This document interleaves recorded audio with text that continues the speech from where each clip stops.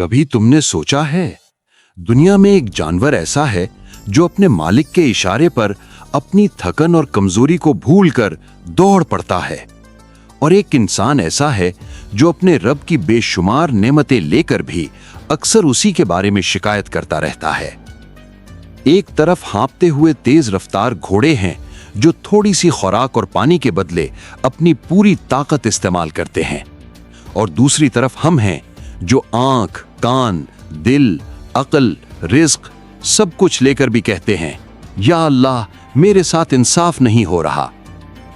आज की इस वीडियो में हम सूरतुल आदियात को सिर्फ तर्जुमा के तौर पर नहीं बल्कि एक फिक्री, नफ्सियाती और रूहानी जाविये से समझने की कोशिश करेंगे, और आखिर में खुद से ये सवाल करेंगे, क्या मैं अपने रब के लिए कम से कम अपने जानवर जितना भी वफादार हूं? अगर तुम ये सवाल सुनकर दिल के अंदर थोड़ा सा हिल गए हो तो इस वीडियो को आखिर तक सुनो। ये वीडियो सिर्फ तफसीर नहीं, ये इंसान और घोड़े के रवैये का तकाबली मुतालिया है।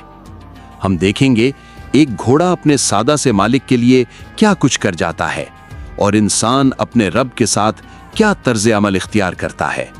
दौलत, करियर और दुनिया की दौड़ ने हमें किस हद तक नाशुक्रा बना दिया, और एक दिन हमारे दिलों के हाल का किस तरह जायजा लिया जाएगा। अगर तुम आखिर तक साथ रहे तो तुम्हें दो चीजें मिलेंगी, एक वफादारी का मय्यार जो एक जानवर अमलन दिखाता है, और दूसरा अपने दिल की वो असल रिपोर्ट जिसे हम आम दिनों में नजरअंदाज कर देते हैं। सूरतुल आदियात का आगाज एक बहुत ही जानदार मंजर से होता है। यूं लगता है जैसे कोई फिल्म बराह रास्त एक ताकतवर सीन से शुरू हो रही हो। अल्लाह ताला फरमाते हैं, वल आदियाति ज़बहा, यानी कसम है उन घोड़ों की जो तेज दौड़ते हुए हाँप रहे हैं। ज़बहा वो भारी सांस है जो उस वक्त सुनाई देती है जब घोड़ा पूरी रफ्तार से दौड़ रहा हो, उसका सीना तेजी से चल रहा हो लेकिन वो रुकता ना हो। जरा इस मंजर को अपने जहन में लाओ। आगे रास्ते की सख्तियां हैं, पथरीला मैदान है और घोड़ा पूरी कुव्वत से दौड़ रहा है। उसे ना कोई तमगा मिलना है, ना कोई दुनियावी ओहदा, ना शोहरत। उसके सामने सिर्फ एक बात है, मेरा मालिक मुझसे दौड़ने का मुतालबा कर रहा है तो मैं अपनी हद तक कोशिश करूंगा। ये पहली तस्वीर हमें वफादारी की तारीफ समझाती है। थकन के बावजूद रुकते नहीं जब तक मालिक रुके नहीं। फिर अगला मंजर, फलमूरियाती क़दहा, यानी वो घोड़े जो अपने सुम पत्थरों से टकराकर ऐसा मंजर पैदा करते हैं जैसे रोशनी की छोटी छोटी चमकें निकल रही हों। ये सिर्फ शायराना जुमला नहीं बल्कि तवानाई और हरकत का मंजर भी है। जब तेज रफ्तार घोड़ा पथरीली जमीन पर दौड़ता है तो उसकी ताकत जमीन से टकराती है और जमीन से जर्रे और चमक सी उठती हुई महसूस होती है। यानी वफादारी इस दर्जे की कि उसकी हरकत माहौल को बदलने लगती है।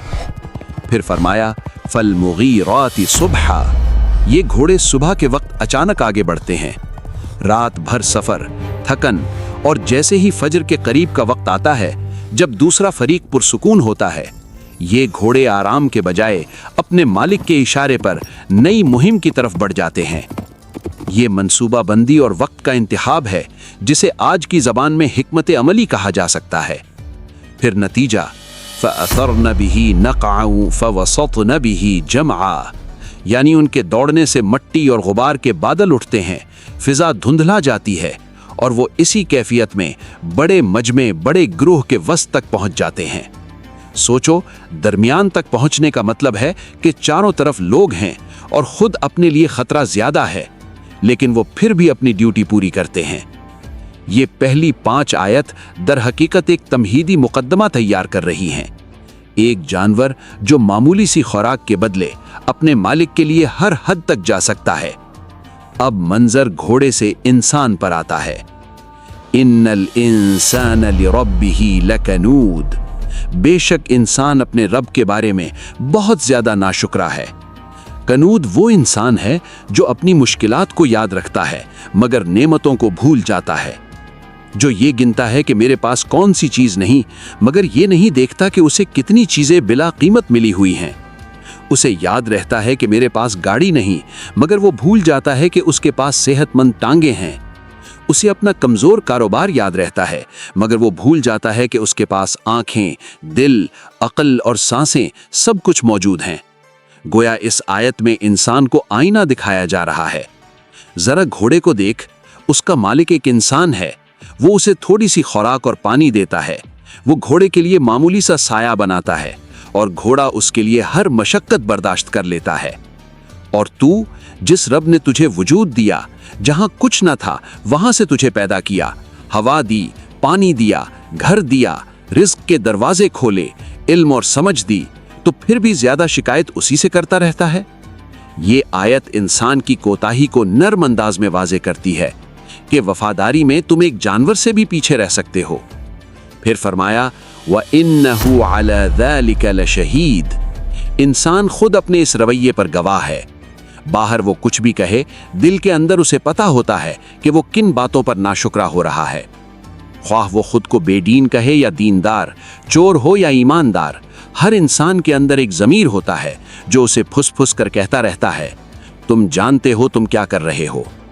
फिर असल सबब बयान होता है, व इन्नहु लिहुब्बिल खैरि लशदीद। और वो माल और दुनियावी फायदे की मोहब्बत में बहुत आगे बढ़ा हुआ है। यहाँ खैर से मुराद माल है। इंसान ने भलाई को सिर्फ पैसे और दुनियावी कामयाबियों के तराजू से नापना शुरू कर दिया है। यही माद्दा परस्ती, लालच और बेतहाशा दौड़ की कैफियत है जो इंसान को थका देती है लेकिन उसे सुकून नहीं देती। घोड़ा भी दौड़ते दौड़ते हाँफता है, इंसान भी दौड़ते दौड़ते थक जाता है। फर्क ये है कि घोड़ा अपने मालिक के लिए दौड़ता है और इंसान उमूमन सिर्फ माल और दुनिया के लिए। ये फर्क बहुत बड़ा है और इसी में उसकी असल आजमाइश भी है। फिर सूरत का रुख आखिरत की तरफ मुड़ता है। अफला यअलमु इज़ा बुअसिर मा फिल क़ुबूर। क्या इंसान नहीं जानता वो दिन जब कब्रों के अंदर जो कुछ है उसे खोलकर सामने लाया जाएगा।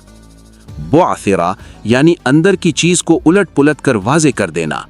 ये वो वक्त होगा जब हमारा जिस्म दोबारा खड़ा करके हमारे सामने लाया जाएगा। फिर फरमाया, वहुस्सिल मा फिस्सुदूर। और जो कुछ सीनों के अंदर है उसे निकाल कर बिल्कुल वाज़े कर दिया जाएगा। हुस्सिला यानी छांट कर असल चीज को अलग करना।